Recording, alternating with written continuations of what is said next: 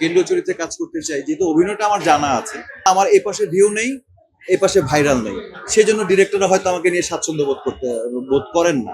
আমি আসলে তো কাজ করতেই চাই। হ্যাঁ, রেগুলার হয়তো আমাকে কেন্দ্রীয় চরিত্রে পাওয়া যায় না।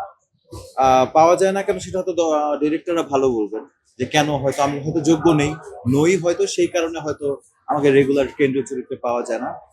অথবা আমার এই পাশে ভিউ নেই, এই পাশে ভাইরাল নেই, সেজন্য ডিরেক্টররা হয়তো আমাকে নিয়ে স্বাচ্ছন্দ্য বোধ করেন না। এটা হতে পারে, কিন্তু আমি কাজ করতে চাই, কেন্দ্রীয় চরিত্রে কাজ করতে চাই, যেহেতু অভিনয়টা আমার জানা আছে। কেন্দ্রীয় চরিত্রে কাজ করতে চাই বা গল্পের মূল চরিত্রে কাজ করতে চাই, যেটাই বলেন না কেন, আমি কাজটা করতে চাই। দেখুন, আমার কিন্তু প্রথম হিরো হিসেবে আমি কাজ করা শুরু করেছি, বা মূল চরিত্রে কাজ করা শুরু করেছি টেলিফিল্ম দিয়ে কাজ করেছি। দীর্ঘ অনেকদিন যাবত অনেক টেলিফিল্মে কাজ করেছে। না, এরকম কিছু আমি ফেস করিনি, কিন্তু একটা ব্যাপার তো ঘটে।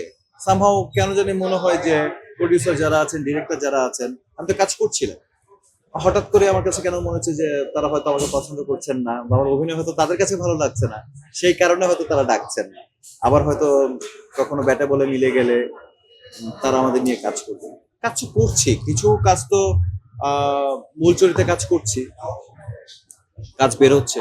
সেই ডিরেক্টর হয়তো আমাকে, আমার কাজ পছন্দ করছেন বা আমাকে বিশ্বাস করছেন, তারা কিন্তু আমাকে নিয়ে ঠিকই মূল চরিত্রে কাজ করছেন। কেউ হয়তো করছেন না, তাই তারা আমাকে ডাকছেন, কিন্তু কেউ হয়তো পছন্দ করছেন, তারা তাদের সাথে আমি কাজ করছি মূল চরিত্রে।